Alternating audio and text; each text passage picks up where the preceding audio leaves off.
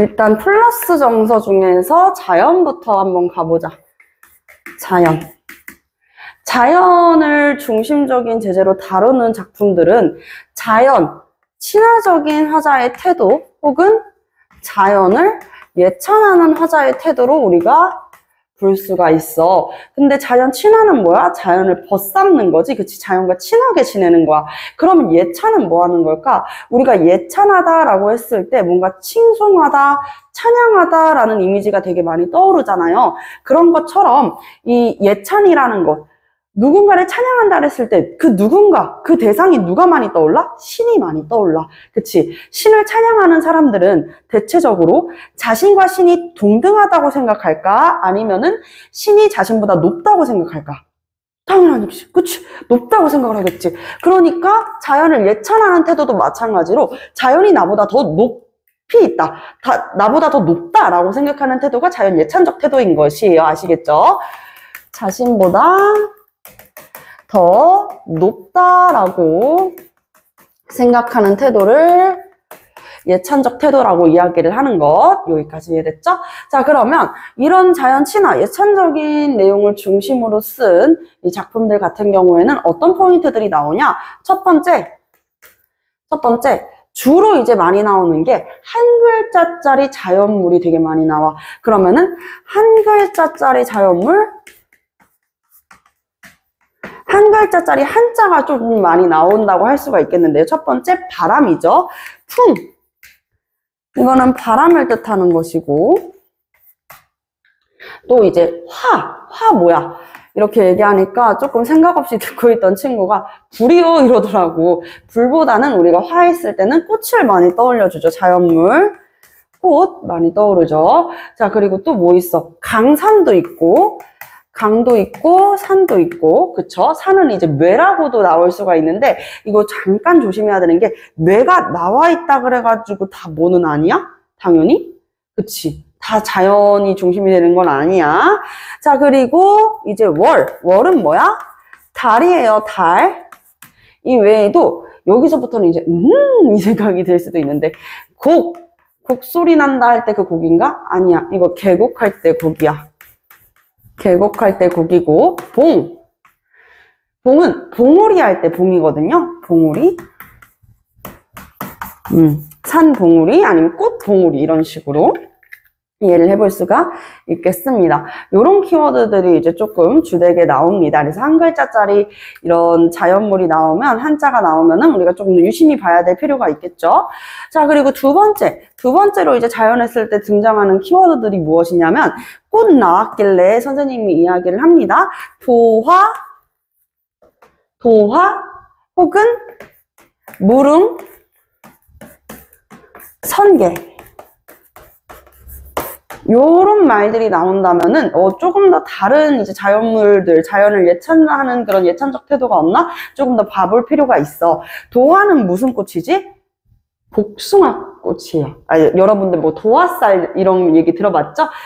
도화는 복숭아 꽃인데, 선생님 근데 왜 꽃 중에서 하필이면 복숭아 꽃이 자연을 이제 친하게 여기고 예찬하는 태도에서 대표적인 키워드가 돼요? 이게 이제 중국의 한 고사를 보게 되면은 중국 고사에 이런 게 나와 있어요. 한 뱃사공이 그물을 이렇게 말아 올리는데, 그물을 말아 올리면서 보니까 복숭아랑 이 복숭아 꽃이, 도화가 잔뜩 이제 그물에 말려 들어온 거야. 그래서 이렇게 이게 뭐야 하면서 딱 보니까 와, 물에서부터, 저 위에서부터 복숭아와 복숭아 꽃이 잔뜩 내려오고 있었다는 거지. 이게 뭐야 하면서 이제 뱃사공이 그걸 따라 거슬러 올라가. 그러니까 거기에 뭐가 있었다? 무릉도원이 있었다라고 이야기를 하는 거예요. 무릉도원이 있었다.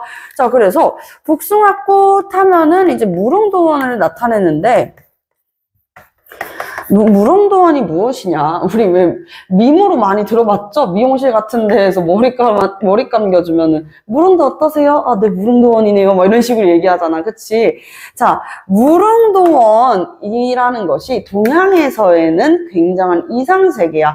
알겠죠? 그래서 동양의 이상향이다. 이상세계를 나타내면서 여기는 누가 있는 곳이야? 맞아. 신선이 사는 세계야. 신선이 사는 세계. 그렇기 때문에 되게 어떤 곳이라고 볼 수가 있겠지? 굉장히 이제 자연적인, 이상향과, 굉장히 이제 현실과는 다른 곳, 이런 느낌을 줄 수가 있겠죠. 자, 그리고 세 번째 키워드로 한번 내려가 볼게요. 요거는 이제 또 처음 들어봤을 수 있어요. 여러분들이 이제 예비고1 친구들이잖아. 바로 백구예요, 백구. 자, 백구라는 것은 흰 갈매기를 뜻해. 그래서 여러분들 흰 갈매기라고 써주시고, 강아지 아닙니다. 아시겠죠? 자, 흰 갈매기를 뜻한다. 그래서 이 백구 하면은 이제 주로 우리가 떠오르는 사자성어는 물화일체야. 갑자기 왜 흰 갈매기를 얘기하냐? 이 화자가 자연물과 하나가 되는 물화일체를 이야기를 하는 경우가 상당 많기 때문에 물화일체 같이 적어주는 것이 좋겠죠. 자연물과 내가 뭐가 된다? 하나가 된다. 비슷한 사자성어로는요, 물심일여가 있습니다. 뭐 자연물과 심, 내 마음이 하나가 된다 해가지고 물심일여라고 하는 요 키워드까지도 같이 볼 수가 있어. 이제 끝이냐? 끝은 아니고요. 이거 조금 더 옆으로 이동을 해야 될 것 같아서 카메라 잠깐 멈추고 옆으로 이동하겠습니다. 네, 옆으로 와가지고 계속 이어서 설명드리도록 할게요. 자, 그럼 이제 네 번째는 어부야, 어부. 어부하면 우리 뭐 생각나요? 맞아, 아까 이야기한 것처럼 뱃사공처럼 물고기를 낚는 사람이잖아요. 그쵸? 근데 이거는 진짜 실제 물고기를 낚는 어부를 이야기하는 게 아니라 어떤 어부를 얘기하는 거냐면 어부인 척하면서 노는 거야. 그래서 어부인 척하며 노는 것을 이렇게 이야기를 한다라고 볼 수가 있겠습니다. 자, 그래서 어부가 제목에 들어간 시들이 좀 대표적인데, 윤선도, 조선 중기에 이 정철과 양대 산맥을 이루는 이 인물이죠. 윤선도의 어부사시사. 어부사시사나 아니면은 이제 어부가 라고 하는 시가 굉장히 대표적이다. 그래서 어부인 척하지만 자연과 함께 어우러지면서 노는 것들, 이런 것들이라고 볼 수가 있겠습니다. 아시겠죠? 자, 그리고 이제 넘어가서 이제는 지금까지는 이제 명사형 키워드였잖아. 이 네 가지가 다. 명사 말고 좀 서술어로 끝나는 키워드를 한번 볼게. 다섯 번째, 서술형 키워드. 많이 나오는 게 헌사하다? 이게 헌사하다라고 이야기를 하면 선생님이 고전은 주로 어휘가 많이 중요하다 그랬지 고전은 배우지 않고 공부하지 않으면 성적이 절대 나올 수가 없다라고 이야기를 했잖아, 얘들아. 그 이유가 여기서 나타나는 거야. 여러분들 헌사하다라고 이야기를 하면은 주로 두 가지를 많이 떠올린대. 헌사하다 첫 번째 헌신하다 라는 느낌으로 많이 떠올리고 두 번째는 무언가를 이제 준다. 이제 헌사하다. 이게 뭔가 왕이 다른 사람한테 이제 제공하는 것처럼 하사해 주는 것처럼 이렇게 느낀다고 하더라고요. 아닙니다. 이 헌사하다라는 것은 진짜 막 너무 장황해가지고 어지럽다라는 뜻으로도 이해를 해볼 수가 있는데 이거는 진짜 말 그대로 어지럽다. 너무 이제 많다 이런 뜻으로도 볼 수가 있단 말이에요. 결국에는 화려하다라는 뜻이야. 화려하다. 알겠죠? 화려하다. 자연 경관이 너무 아름다워서 어지럽다, 야단스럽다,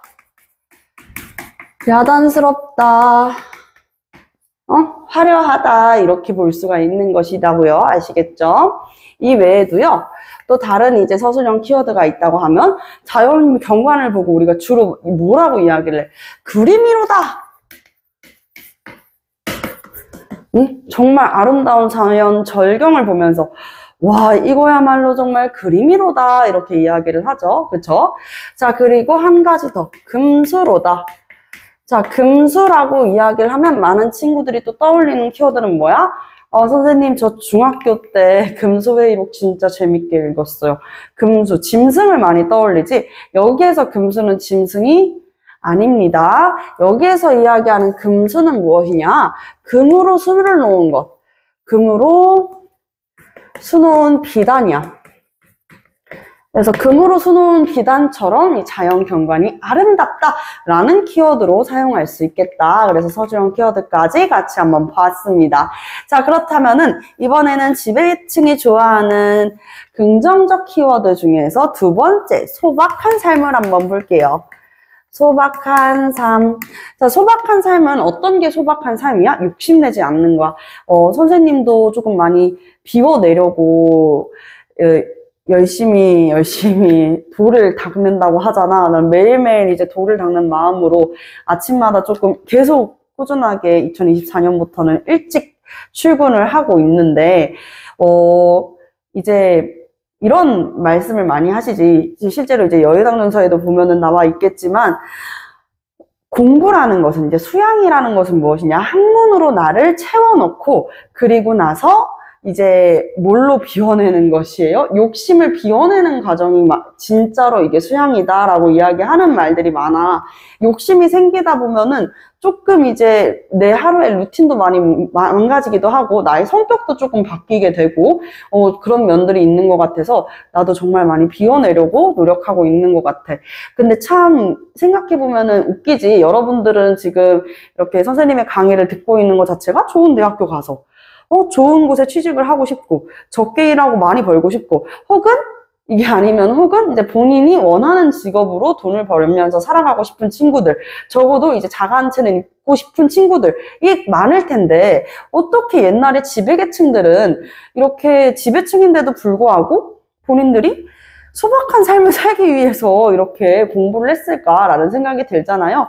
소박한 삶은 말 그대로 무욕이에요. 무력이 없는 상태. 무욕의 삶을 추구를 하는 거야. 이거를 우리가 조금 고급진 어휘로 뭐라고 이야기하냐면 청빈한 삶이라고 이야기해요. 청렴할 때의 청이고 빈은 이제 가난할 빈이야. 빈곤할 때 빈이에요. 그래서 청빈한 삶을 추구를 하는 것이다. 그럼 청빈한 삶은 어떻게 살 수 있어? 일단 인간이 살아갈 때 가장 중요한 게 뭐야? 이 세 가지는 절대 없으면 안 된다고 이야기를 하잖아. 뭐야? 의식주. 세 가지죠. 그래서 의식주라는 키워드로 같이 한번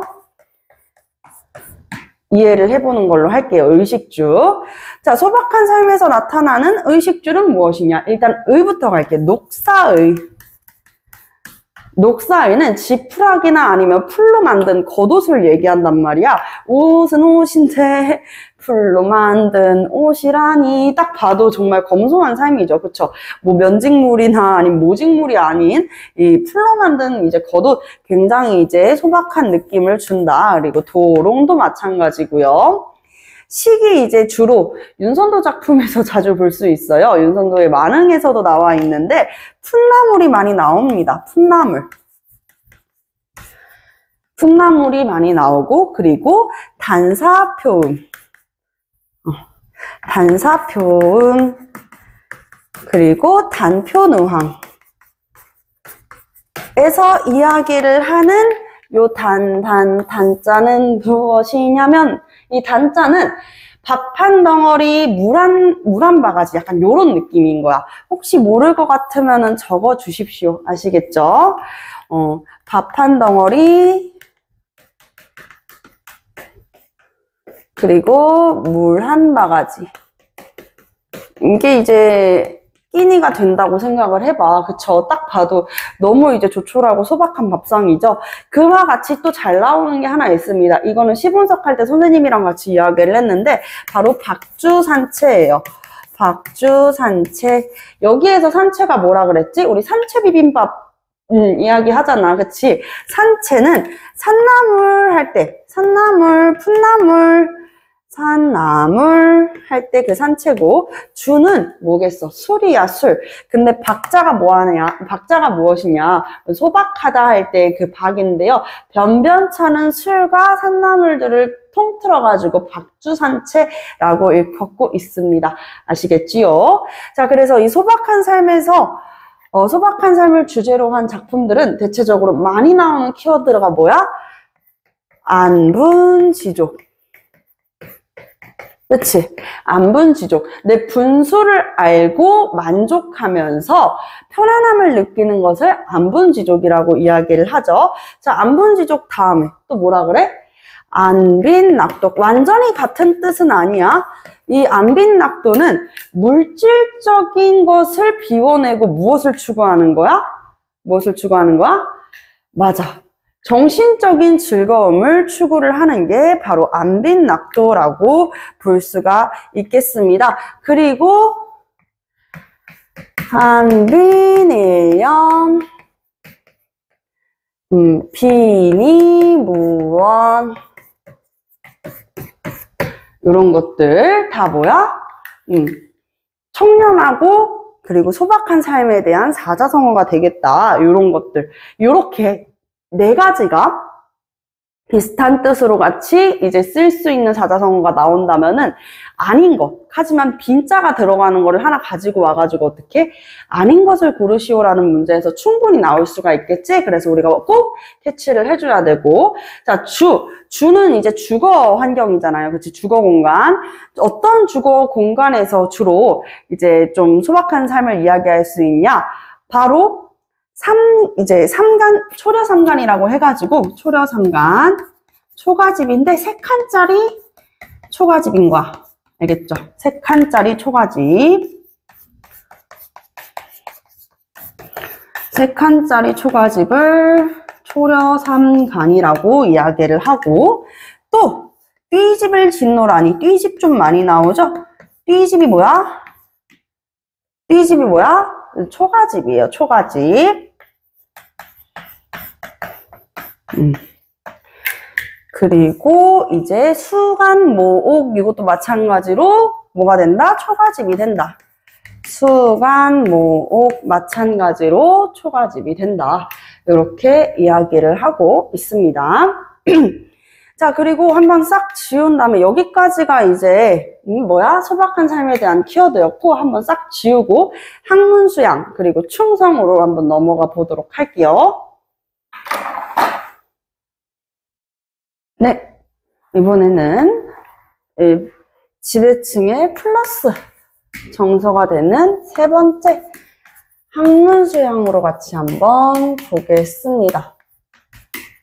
학문을 수양하는 거. 자, 학문 수양이라고 하면 대표적인 작품이 있어. 이번엔 키워드 하면 작품인데요. 어떤 작품이냐면 도산12국. 옆에 선생님이 미리 좀 써놨죠. 바꿀 때가 됐군. 자, 도산12국과 그리고 고산구곡과 요 두 작품이 1타, 고등학교 내신 1타라고 볼 수가 있는데 두 작품 다 1학년 때 나오는 것은 아닙니다. 이 도산12국이 여러분들이 알고 있는 조선시대의 문인 누구예요? 태계 이황 선생님이고요.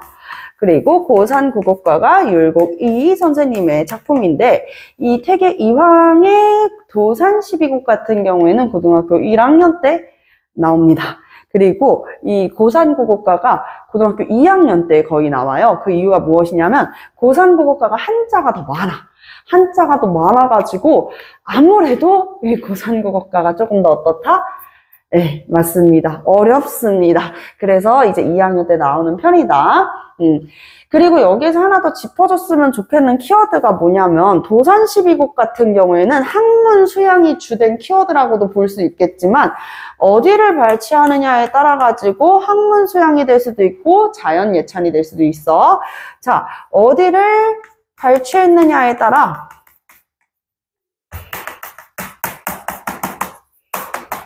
어디를 발췌했느냐에 따라서 학문 수양이 될 수도 있고 혹은 무엇이 될 수도 있다? 그렇지. 자연에 대한 키워드가 될 수도 있겠다라고 해가지고 선생님이 일부 발췌를 했습니다. 이런 날 어떠하려? 저런 날 어떠하려? 초야 오생이 이렇다 어떠하려? 라고 이야기하면서 천석고항이라는 키워드가 상당히 중요한데 이거 조금 이따 알려드릴게요. 자, 도산12국에 주로 나오는 이제 표현이 무엇이냐면 여던길이야. 여던길. 자, 얘들아, 우리 여다라는 거 매주 이제 중세국어 테스트 봤을 때 여다 있었잖아. 아마 지지난주? 아니 2주 전에 테스트 봤었을 때 그때 있었던 것 같은데 여다 무슨 뜻이라 그랬지? 가다라는 뜻이다. 가다? 그러면 여던? 가던이라는 뜻이 되겠죠. 그러면 이것은 가던 길이야. 근데 누가 가던 길이냐가 중요하겠죠. 근데 가던 길이 선생님 대체 학문 수양이랑 무슨 상관이 있어요? 이렇게 생각을 할 수 있는데, 자, 누가 가던 길이냐? 바로 선현이 가던 길이야. 선현이 가던 길, 선현이가 누구죠? 자, 여기에서 선현이라는 것은 유학에서 이야기를 하는 이제 더 많이 배우신 선배님들을 이제 선현이라고 이야기를 해. 유학에서 조금 중요한 선배님들을 이렇게 이야기를 한다. 주로 유학하면 대표적인 선배님들이 누가 있어? 공자, 맹자, 손자. 그러니까 여러분들이 지금 이렇게 도산12국가, 고산국어과의 저자로 배우고 있는 이 분들도 다 선현이라고 할 수 있겠죠. 태계, 이왕, 율곡, 이익, 남명, 조식, 성운 이런 인물들도 다 뭐예요? 선현이야, 선현. 그래서 선현이 가던 길이라는 의미가 있고요. 만고산청이라는 키워드까지 만고산청 이런 키워드들이 학문 수양의 대표적 키워드가 된다. 자, 그리고 고산국어과는 주로 이제 한자로 많이 쓰여졌는데 여기에서 고산국어과에서 학문 수양의 키워드가 되는 게 학주자야. 학주자. 여러분들이 알고 있는 학자 한자 뭐 있어요? 학교할 때 학이지. 그치? 학교할 때 학이 무슨 학이야? 맞아. 배울 학이네요. 그럼 이건 배우다라는 거야. 무엇을 배우냐? 주자? 주자가 뭐지? 성리학을 집대성한 남송의 유학자를 주자라 그러죠. 원래 이름은 주희인데 이제 성리학을 이제 조금 보편화시키면서 그를 주자라고 부르게 되었어요. 그렇기 때문에 주자의 학문을 배운다는 뜻이겠다.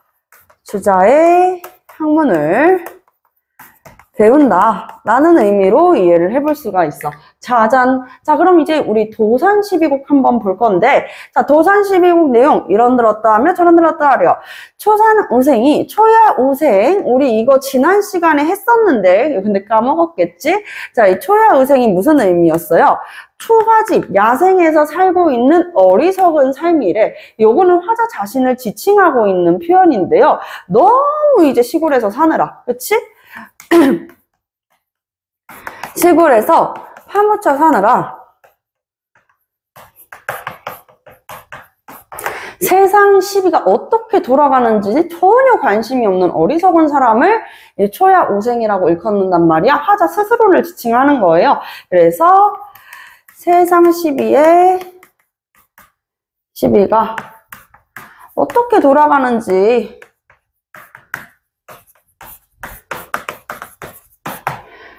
관심이 없는 어리석은 사람. 대체적으로 누굴 지칭할 때 하는 말이야? 자신, 화자를 지칭할 때 이야기를 하는 거야. 화자 자신. 요거 어디에서도 나와요? 윤선도 시에서도 이 초야우생이라는 키워드 나와요. 아시겠죠? 자, 그래서 스스로가 아이 바보 이렇게 이야기를 하는 게 아니라 뭐예요? 좀 겸손한 표현이다 라고 볼 수가 있겠죠. 초야우생이 이렇다 어떠하려? 하물며 천석고항을 고쳐 무슨하려? 자, 천석고항을 고치면 무엇하리? 라고 이야기를 해. 자, 천석고항에다가 완전별표. 이게 이제 마지막인데, 원래 이제 시조 같은 경우에는 마지막에 하고 싶은 주제가 나와 있을 가능성이 매우 높아. 알았지? 내가 지금 뭐라 그랬어, 얘들아?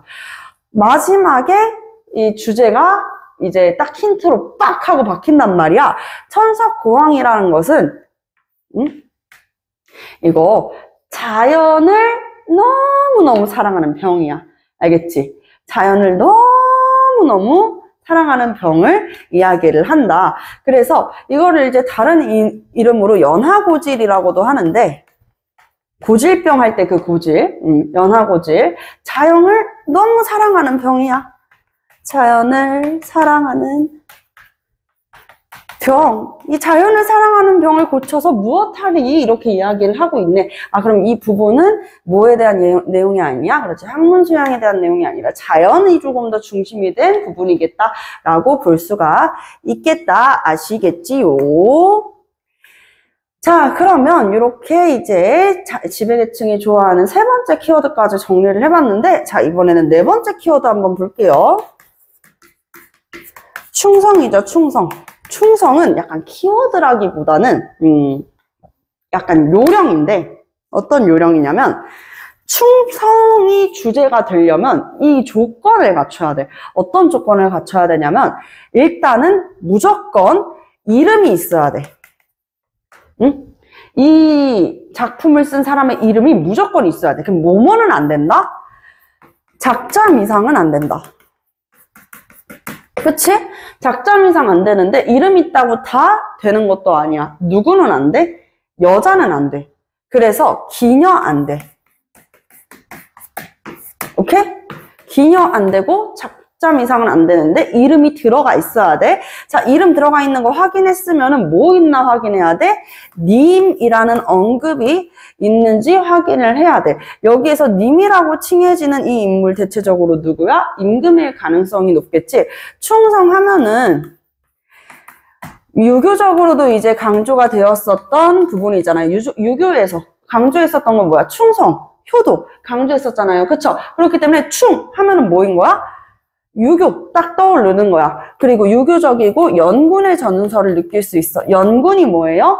군주를 연모하는 거야. 그렇기 때문에 임금을 사모하는 마음이 연군이죠. 그쵸? 그래서 충신 연주지사의 정서를 느낄 수 있다. 같은 의미다 라고 볼 수가 있어. 더 길어졌을 뿐 같은 의미다 라고 볼 수가 있겠다. 자, 임께서 뭐 이런 표현이 나와. 님이 언급이 됐다면 또 이제 자주 등장하는 키워드들이 있는데 이게 혹시 있나 확인해 볼 필요가 있어요. 어떤 것이냐? 이별을 해가지고 슬퍼한다던가 꿈을 꾸었다던가 아니면은 너무너무 보고 싶어요. 우리가 너무너무 보고 싶어가지고 생기는 병을 뭐라 그러지? 상사병이라고 이야기를 하지. 그래서 상사병에 걸렸어? 혹은 눈물이 나. 이런 키워드 같이 들어가 있으면 임금에 대한 이 절절한 사랑의 가능성이 크겠다라고 보는 것이에요. 아시겠죠? 자, 그리고 임금에 대한 사랑은 육체적인 사랑이야? 아니면 정신적인 사랑이야? 정신적인 사랑이지. 그래서 정신적인 사랑이기 때문에 여다도 잘 나올 수가 있어요. 아, 여다래. 죄송합니다. 여다가 아니라 저기 괴다. 괴다. 괴다라는 표현 충분히 나올 수가 있다. 아시겠죠? 괴다는데 원체 많이 나오긴 하지. 이거는 이제 사람을 나타내잖아. 그래서 여러분들이 알고 있는 뭐 정서의 정과정에서도 마지막엔 뭐라고 해요? 다시 한번 돌이켜서 저를 사랑해 주소서라고 이야기를 한단 말이야. 괴여 주셔서 이렇게 나오고 또 마지막에 저기 정철의 송미인국에서도 보면은 내가 좀 내 얼굴이 내 행실이 어떻다고 얘기해요? 괴함즉한다마는 괴함즉이 뭐야? 사랑받을 법도 한데 약간 이런 식으로 이제 괴다라는 표현들이 많이 나와. 그래서 임금에 대한 정신적인 사랑, 괴다라는 것들 이런 키워드 나오는지 한번 좀 볼 필요가 있다는 것이죠. 오케이? 이해됐죠? 자, 그러면 또 한번 싹 지우면서 이번에는 지배층의 마이너스의 정서에 대해서 한번 이야기를 해봅시다. 자, 지배층의 마이너스 정서 하면은 딱 첫 번째 뭐라 그랬어요? 맞아요. 바로 맥스지탄이죠. 맥스지탄. 이 지배층의 마이너스 정서의 1번 맥스지탄. 무엇이 망해? 나라가 망하는 거야. 그래서 나라가 망하는 거. 근데 나라가 어떻게 망하길래요? 자, 어떤 나라가 망한다 그랬어? 고려왕조가 무너진다 그랬어. 근데 고려왕조는 918년부터 1392년, 약 몇 년의 역사였어? 500년의 역사였어. 그래서 500년이라는 키워드가 그대로 들어가고, 우리 이거 지난주에 선생님이랑 시분석했었어요. 영상 보면은 나와 있습니다. 500년의 도읍지를 점점점 이렇게. 자, 500년이라는 키워드가 들어가거나 혹은 반천년, 왕조가, 방청년의 역사가, 반천년의 이야기가 이런 식으로 들어갈 수 있다. 실제로 500년의 역사였기 때문에. 자, 그리고 요것뿐만 아니라 같이 또 많이 들어가 줄 수 있는 키워드가 뭐냐면 무상하다. 무상하다가 뭐야? 아, 인생 무상. 의미가 없다라는 거죠. 그쵸? 그래서 무상하다라는 표현으로 들어가고, 꿈은 현실이야, 현실이 아니야? 현실이 아니야. 그래서 찬란했었던 이런 것들이 다 어떻다? 하나의 꿈에 불과했었다라는 내용으로도 많이 나온다는 거야. 자, 그래서 한바탕 봄의 꿈이라고 하는 사자성어가 있지. 그 사자성어가 뭐예요? 일장춘몽이 돼. 일장춘몽. 요런 부분들, 이제 요런 사자성어 찾는 거 많이 나오겠고, 남과 일몽도 마찬가지입니다. 남과 일몽도 마찬가지고, 또 뭐가 될 수 있냐? 한단지몽. 한단지몽. 또 뭐가 될 수 있을까? 또, 장주지몽 있겠구나. 장주지몽. 까지 해가지고 요렇게 몽자로 끝나는 말은 일장춘몽, 남가일몽, 한단지몽, 장주지몽, 몽으로 끝나는데, 아까 선생님이 안분지족, 안빈낙도, 안빈일념 얘기했을 때 비니모어까지 하면 4개네? 그럼 여기에다가 빈자 들어갈 수 있는 거 하나 더 넣어가지고 아닌 것 고르는 문제로 충분히 나올 수 있다 그랬죠. 요거 마찬가지야. 4개 나와 있잖아. 그치? 여기에다가 몽자로 끝나는 사자성어가 하나 더 붙을 수가 있다는 거야. 뭐가 붙을까? 라고 이야기하면서 얘들아 몽자로 끝나는 사자성어는 뭐야? 라고 선생님이 물어봤는데 토요일반에 어떤 친구가 번쩍 손들더니 도라에몽이요 이러고 있더라고. 아하, 도라에몽은 사자성어가 아니죠. 자, 몽자로 끝나는 사자성어 중에 보편적으로 많이 알고 있는 거 뭐가 있어? 동상이몽이죠. 그치? 뉴스래. 텔레비전 프로그램에서도 되게 조금 유명했었던 걸로 알고 있는데, 그치? 동상이몽. 이거는 뭐예요? 서로 각기 다른 뜻을 갖고 있다. 다른 꿈을 꾼다라는 의미야. 그렇기 때문에 지금 여기에서 나오는 일장춘몽, 남가일몽, 한단지몽, 장주지몽이랑은 어울리지가 않아요. 이렇게 볼 수가 있는 거죠. 알겠죠? 이렇게 5가지 묶어놓고 고르는 문제는 사실 아직까지도 이제 그 문제 만드는 문제은행 있잖아. 국어 문제은행 같은 데 들어가면은 이런 문제 하나씩 나와요. 되게 국룰이라고 불려지는 그런 문제였었어. 자, 그래서 맥수지탄 이야기를 했고, 자, 이제 마이너스의 요소.